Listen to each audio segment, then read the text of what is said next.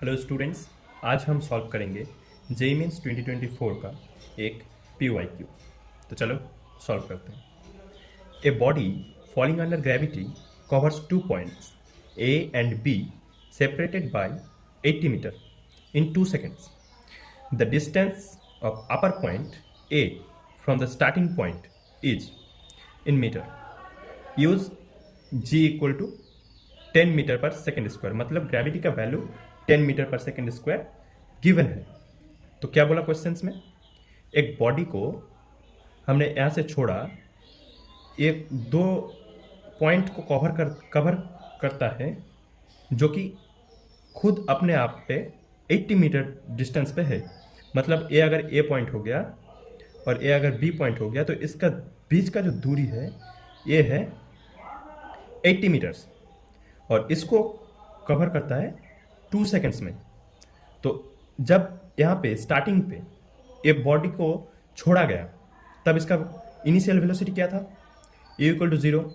यहाँ पे आकर वेलोसिटी क्या हुआ, यहाँ पे कुछ बताया नहीं इसके बारे में, यहाँ पे v लेट कर लेते हैं।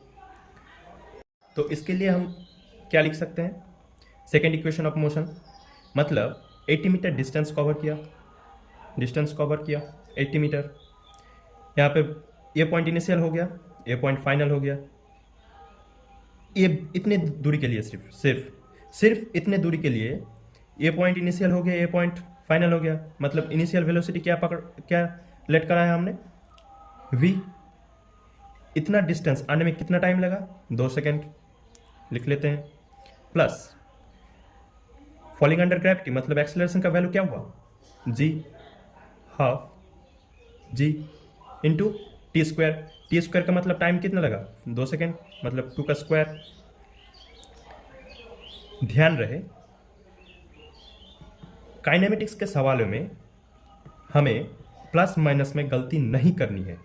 किसी एक दिशा को पॉजिटिव माने और उसी दिशा के अकॉर्डिंग कैलकुलेशन करते रहे। ऐसा नहीं कि ऊपर जाते वक्त पॉजिटिव मान लिया फिर नीचे आते वक्त फिर पॉजिटिव मान लिया, नहीं। अगर ऊपर जाते वक्त पॉजिटिव माना है तो नीचे आते वक्त आपको नेगेटिव लेना पड़ेगा। हमने यहाँ नीचे आते वक्त को पॉजिटिव माना है, इसलिए हमें यहाँ पर कोई नेगेटिव साइन की ज़रूरत नहीं है। तो ठीक है, सॉल्व कर लेते हैं। 80 इक्वल टू 2v प्लस जी का वैल्यू क्या दे रखा है, half into 10 into 4, cancel out करेंगे 5 आ गया। 80 इक्वल टू 2v प्लस 5 4 जार 20 equal to 2v equal to 60 plus 20 इधर आया -20, v equal to 30 metre per second. मतलब हमने जब यहाँ का वेलोसिटी जो v पर लेट किया था वो क्या निकल के आया, वो निकल के आया 30 मीटर पर सेकेंड। मतलब हमको ये वेलोसिटी पता चल गया और ये वेलोसिटी भी पता है, क्या है 0। इनिशियल रेस्ट में था तो मतलब इनिशियल स्पीड 0।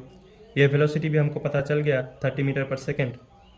अब एक्सेलरेशन तो क्या है, g, और हमसे पूछा है इतनी दूरी का डिस्टेंस हमसे पूछा है। तो इसके लिए हम क्या लिख सकते हैं, थर्ड इक्वेशन ऑफ मोशन जो कि है v square equal to u square plus 2gs, जो कि s है डिस्टेंस कवर्ड।